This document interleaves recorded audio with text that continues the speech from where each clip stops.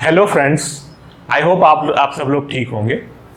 तो आज हम लोग डिस्कस करने वाले हैं कुछ basic questions related to probability, और उसके अंदर जो है वो उसी के अंदर से धीरे धीरे हम लोग आगे बढ़ेंगे। So let us get started with few basic questions of probability. Right, so पहला क्वेश्चन ये है कि what is the probability that a leap year will have 53 Sundays. क्या लगता है आपको, एक लीप ईयर में 53 संडेज होगी, उसकी प्रोबेबिलिटी क्या है? सो अगर हम लोग देखें लीप ईयर के अंदर देयर आर 366 डेज, है ना। 366 डेज होता है लीप ईयर में। और अगर हम लोग वीक्स की बात करें, राइट, एक पूरे के पूरे वीक्स की बात करें तो देयर आर 52 इंटू 7, 52 वीक्स होते हैं एक साल में। और ऑफ कोर्स एक वीक में 7 दिन होते हैं। तो अगर हम लोग एक साल के दिनों की बात करें जिसके अंदर 52 वीक्स है तो दैट इज 364। सो इसका मतलब कि 364 डेज ऐसे है जिसके अंदर हमारे पास 52 वीक्स अकोमोडेट होते हैं। इसका मतलब कि हमारे पास 2 दिन रहे हैं, ठीक है। बिकॉज लीप ईयर है तो 366 डेज होते हैं, और यहाँ पे हमारे पास 364 डेज तो 52 वीक्स के अंदर आ जाते हैं। इसका मतलब कि there are 2 days which are residual, जो कि एक्स्ट्रा है हमारे पास। तो उन 2 दिनों के अंदर हमारे पास क्या क्या चीजें हो सकती है, एक सैंपल स्पेस बनाते हैं। सो उसके अंदर हमारे पास let's say for example Sunday Monday हो सकता है, मंडे ट्यूसडे हो सकता है, ट्यूसडे थर्सडे हो सकता है, ट्यूसडे वेंसडे हो सकता है, वेंसडे थर्सडे हो सकता है, थर्सडे फ्राइडे हो सकता है, फ्राइडे सैटरडे हो सकता है, एंड सैटरडे संडे हो सकता है, right. So when we are talking about 2 days, तो अब यहाँ पे हमारे पास सैंपल स्पेस के अंदर 7 आउटकम्स है, तो हमारे टोटल आउटकम्स हो गए 7।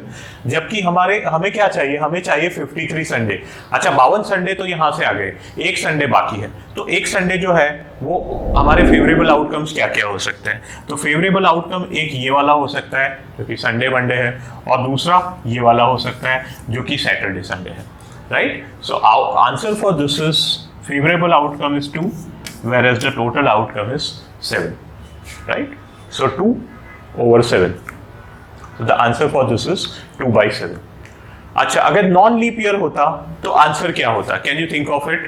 नॉन लीप ईयर होता तो 53 संडेज होने के चांसेस क्या क्या होते हैं? सोचिए क्या हो सकते थे? The probability of it is 1 by 7, because उस केस में क्या हो जाता, 365 डेज होते, 52 वीक्स जो है वो 364 डेज को अकोमोडेट कर देते हैं। मतलब रेसिड्यूअल डे कितना बचा? 1। तो 7 दिन है, उसमें से एक ही दिन हमारे पास बचा हुआ है, और हमें वो दिन क्या चाहिए? संडे चाहिए। तो that is favourable outcome is 1, whereas total outcomes are 7, because एक वीक में तो 7 दिन हो सकते हैं, जबकि हमें क्या चाहिए? हमें संडे ही चाहिए उसमें से। सो that is 1 over 7. So the probability of it is 1 by 7, ठीक है। एक और देखते हैं, ये वाला ट्राई करो। What is the probability that month of October will be having 5 Sundays? क्या लगता है? कोई एक रैंडम सा अक्टूबर लिया है हम लोगों ने, मैं यहाँ पे ईयर नहीं बता रहा हूं बिकॉज ईयर से पर्टिकुलर हो जाएगा, but I am talking about a random October. So क्या प्रोबेबिलिटी है कि 5 संडे हो सकते हैं उसके अंदर? सोचो जी, बिल्कुल। संडे के लिए हम लोगों को क्या करना पड़ेगा? सबसे पहले तो देखना पड़ेगा कि अक्टूबर के अंदर टोटल दिन कितने होते हैं। अक्टूबर के अंदर कितने टोटल दिन होते हैं? 31, है ना।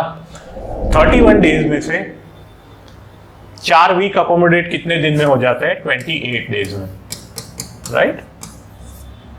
मतलब एक पूरा का पूरा सेट ऑफ वीक जो है वो 7 डेज का होता है। वैसे 4 वीक अगर हम लोग देखें तो दैट इज 28 वीक्स। अब हमारे pass out of after these 28 days यहाँ तक 7 दिन जो है वो 4 बार आ रहा है। उसके बाद हमारे पास अब 3 दिन बाकी है। हमारा काम क्या है? हमारा काम है प्रोबेबिलिटी ढूंढना कि 5 संडे आएंगे। तो इसका मतलब कि उन 3 दिनों में से एक संडे होना चाहिए। तो अगर हम लोग यहाँ पे सैंपल स्पेस बनाते हैं उन 3 दिन का, तो सैंपल स्पेस क्या बनेगा? Sample space would be, let's say for example, Saturday, Sunday, Monday, Sunday, Monday, Tuesday, Monday, Tuesday, Wednesday, Tuesday, Wednesday, Thursday, Wednesday, Thursday, Friday, Thursday, Friday, Saturday, and then we have Friday, Saturday, Sunday. ठीक है, उसके बाद repeat हो रहा है तो इसके बाद लिखने का मतलब नहीं बनता है। सो यहाँ पे ये 7 पॉसिबिलिटीज है। अब उसमें से हमारा फेवरेबल आउटकम क्या है? हमें जो चाहिए वो है 5वां संडे चाहिए हमें। तो संडे कहाँ कहाँ आ रहा है? एक तो इसमें आ रहा है संडे, एक तो इसमें संडे आ रहा है और एक इसमें संडे आ रहा है। इसका मतलब कि 3 ऐसे आउटकम्स हैं जो कि हमारे फेवरेबल आउटकम है। तो प्रोबेबिलिटी क्या होती है? Probability is nothing but favourable upon total. So favourable क्या है? 3 है, टोटल कितने हैं? 7 है। So the answer for this is 3/7। ठीक है, सो इस तरह से हम लोग कैलकुलेट उसको करते हैं। जब हम लोग ईयर की और डेज की बात कर ही रहे हैं तो मैं आपको एक और क्वेश्चन पूछता हूं कि एक रूम के अंदर 2 रैंडम लोग बैठे हुए हैं, क्या प्रोबेबिलिटी है कि दोनों की बर्थडे सेम मंथ पे लाई करेगी? एक रूम के अंदर 2 लोग बैठे हुए हैं, रैंडम लोग बैठे हुए हैं, क्या प्रोबेबिलिटी है कि दोनों की बर्थडे सेम मंथ में आएगी? सोचना आप इसके बारे में। All right, now let's talk about one more question. 3 unbiased coins are tossed. What is the probability that at least 2 heads will occur? ठीक है, यहां से हम लोग थोड़ा बहुत कॉम्बिनेशन में भी जाएंगे, राइट?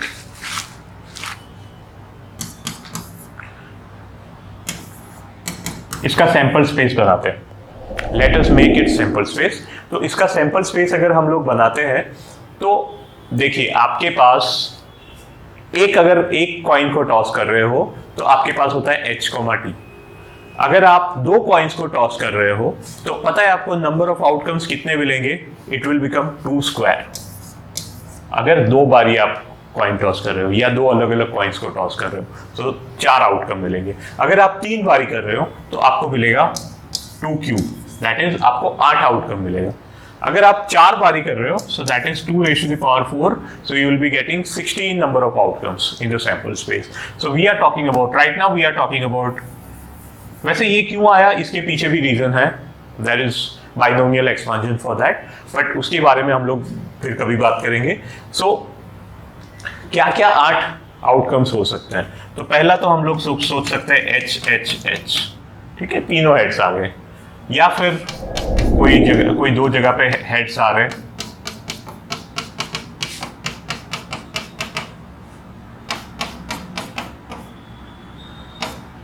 एक जगह पे हेड्स आ रहा है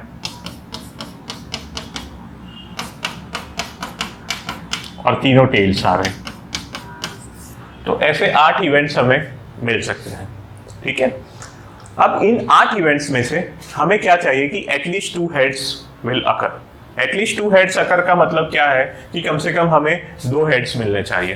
तो 2 हेड्स की कहाँ मिल रहे हैं? 2 हेड्स मिल रहे हैं यहाँ पे, यहाँ पे, यहाँ पे, ठीक है।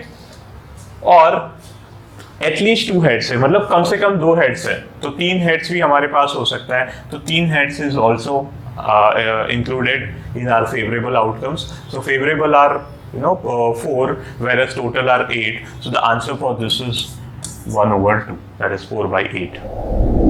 लेकिन probability थोड़ा और आगे जाती है कि अगर मान लो आपके पास ज्यादा नंबर ऑफ आउटकम्स है, ज्यादा नंबर ऑफ टॉसेस है। लेट्स से फॉर एग्जांपल अगर मैं बात करूं 10 कॉइन्स को मैं टॉस कर रहा हूँ और मैं पूछ रहा हूँ कि एटलीस्ट 2 का क्या प्रोबेबिलिटी रहेगा, एटलीस्ट 2 अकरेंस ऑफ हेड का क्या प्रोबेबिलिटी रहेगा, तो उस केस में आप सैंपल स्पेस नहीं बना पाओगे। There is a constraint.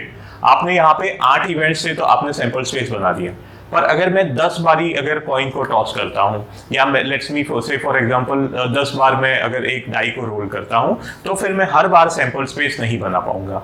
तो यहाँ पे हम लोग स्टक हो जाते हैं।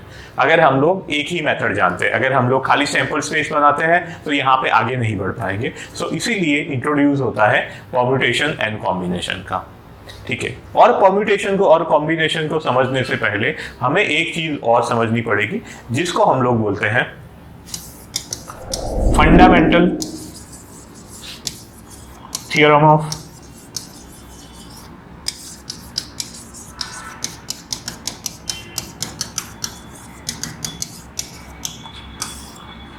Fundamental theorem of multiplication. Fundamental theorem of multiplication क्या बोलता है कि अगर ए को करने के लिए मेरे पास n वेज है, ए एक टास्क है जिसको करने के लिए मेरे पास n वेज है, और बी एक टास्क है या एक ऑपरेशन है जिसको करने के लिए मेरे पास m वेज है, तो a एंड b, ए और बी दोनों को साथ में करने के लिए मेरे पास कितने वेज होंगे? So that is m into n ways, right. Say for example अगर मुझे यहां पे एक 4 डिजिट का कोड बनाना है, आई am not talking about number, I am talking about code. यहाँ पे 1000 प्लेस पे मेरे पास 0 भी आ सकता है बिकॉज कोड्स में 0 आते हैं। So I am not talking about number, I am talking about code. अगर मेरे पास मुझे यहाँ पे 4 डिजिट कोड बनाना है from the digit 0 to 9 without replacement, so मैं यहाँ पे पहले मैं यहाँ पे लेट अस सपोज कि पहले मैं ये वाला फिल कर रहा हूँ। सो मेरे पास यहाँ पे कितने ऑप्शंस है? 0 to 9। As I told I am not talking about number, I am talking about code. So 0 to 9 मतलब मेरे पास 10 वेज है इस पर्टिकुलर स्लॉट को फिल करने के लिए। यहाँ पे मेरे पास 9 वेज है इस पर्टिकुलर स्लॉट को फिल करने के लिए, बिकॉज एक तो ऑलरेडी एग्जॉस्ट हो चुका है। यहाँ पे मेरे पास 8 वे हैं और यहाँ पे मेरे पास 7 वे हैं। So that is, अब using theorem of fundamental theorem of multiplication, now I can say that ये चारों चीजें करने का मेरे पास कितने नंबर ऑफ वेज है? That is 10 into 9 into 8 into 7. This is called fundamental theorem of multiplication. अगर ऑपरेशन A को करने के n वेज है, ऑपरेशन B को करने के m वेज है, तो दोनों ही को करने के वेज कितने हो जाएंगे? m into n. So उसी तरह से this is going to be 10 into 9 into 8 into 7. This particular theorem is called fundamental theorem of multiplication. Okay, इसको एक एग्जांपल से समझते हैं। ये जो नंबर ऑफ वेज वाला मैंने बताया वो प्रोबेबिलिटी में भी एप्लीकेबल होता है, अगर प्रोबेबिलिटीज अगर जो इवेंट्स है वो इंडिपेंडेंट है। वो हम लोग आगे बात करेंगे क्या होता है। लेकिन अभी सपोज से फॉर एग्जांपल मेरे पास एक बैग के अंदर 5 रेड बॉल्स हैं और 7 ब्लैक बॉल्स हैं। If 2 balls are drawn one after the other, देखो वन आफ्टर दी अदर का मतलब क्या है कि इंडिपेंडेंट इवेंट है, एक का दूसरे से रिलेशन नहीं है, because it is without replacement. अगर मैं रिप्लेस कर रहा होता तो रिलेशन होता, एक ड्रॉ का दूसरे ड्रॉ पे इन्फ्लुएंस होता, बट यहाँ पे विदाउट रिप्लेसमेंट मैं कर रहा हूँ। What is the probability that one will be red and the other will be black? हाँ जी, क्या सोच रहे हैं आप कि क्या होगा यहाँ पे? इसका प्रोबेबिलिटी क्या होगा? लेट अस सपोज इस इवेंट को one will be red and other will be black को मैं कोई सा भी नाम ले लेता हूं। लेट अस सपोज मैं उसको बोल देता हूं ई, इवेंट ई। तो प्रोबेबिलिटी ऑफ ई क्या हो जाएगा? लेट अस सपोज मैं यहां पे पहले बात कर रहा हूं रेड बॉल की, ठीक है। तो मेरे पास टोटल कितने बॉल है? 12 बॉल है। उसमें से पहले मुझे चाहिए let's say for example red ball. So red ball के लिए मेरे पास क्या हो जाएगा? 5, और टोटल मेरे पास कितने हैं? 12, ठीक है। अब मैं रिप्लेस नहीं कर रहा हूं रेड बॉल को, मैं I am keeping it aside and now I am drawing another ball and my requirement is what? Now the next ball should be a black ball. So the probability of drawing a next ball as a black ball is going to be what? What do you reckon? क्या होगा यहाँ पे? It is going to be 7/11. ठीक है, क्योंकि 11 ball बचे हैं अभी और ब्लैक कितने हैं? 7 है. सो that is 5/12 into 7/11. So this is where the fundamental theorem of multiplication comes into operation. दोनों ही प्रोबेबिलिटी को हम लोग इनटू कर देंगे, दोनों ही प्रोबेबिलिटी को हम लोग मल्टीप्लाई कर देंगे. और ये कब करते हैं हम लोग? जब हम लोग इंडिपेंडेंट इवेंट्स की बात करते हैं. डिपेंडेंट इवेंट में कुछ और होता है जो कि हम लोग आगे देखेंगे. But as far as both are independent events, we get them multiplied. So this is what fundamental theorem of multiplication is. अब हम लोग आगे बात करेंगे.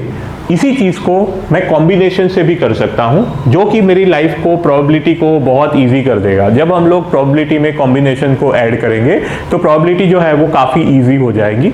जैसे कि ये सैंपल स्पेस की मैं बात कर रहा था, यहाँ पे, हाँ जी, ये वाला मान लो कि 10 बारी हम लोग अगर कॉइन टॉस कर रहे हैं, सैंपल स्पेस बनाना तो it would be a Herculean task. So her bar possible नहीं होता है. बट अगर आपको कॉम्बिनेशन का नॉलेज है तो बड़ा इजीली आप ये जो प्रोबेबिलिटी है उसको कैलकुलेट कर सकते हो. So next time, next video में हम लोग बात करेंगे कि जब हम लोग प्रोबेबिलिटी के अंदर परम्यूटेशन कॉम्बिनेशन को इंक्लूड करते हैं तो प्रोबेबिलिटी का प्रोबेबिलिटी ईजी हो जाती है. So role of permutation combination is something that we are going to talk about in the next video. So till then bye bye.